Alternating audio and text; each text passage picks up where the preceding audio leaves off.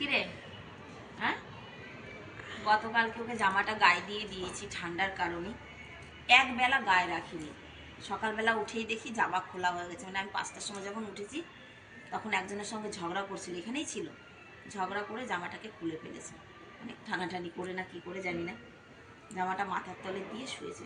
এই শেরু, এই শোন, ওঠ ওঠ ওঠ।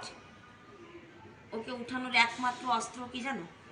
যদি জলের কথা বলা হয় সঙ্গে সঙ্গে কিন্তু উঠে চলে যাবে। দেখবে কিটি, পানি লানা বেটা, পানি লেকে আমার গেমে দে, পানি দে, দে দে পানি দে।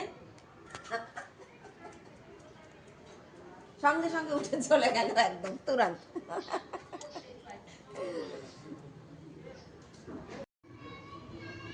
দেখো, এসে আবার শুয়েছে।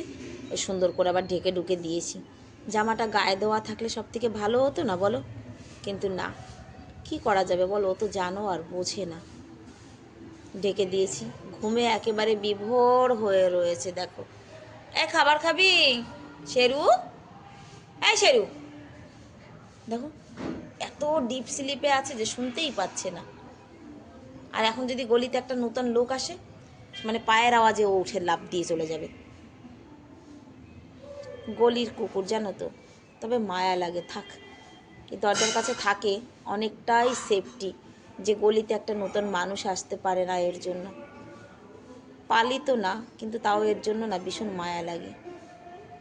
ওর খিদে নাই, খাবার খিদে থাকলে পরে চোখ খুলতো, ঘুমাক।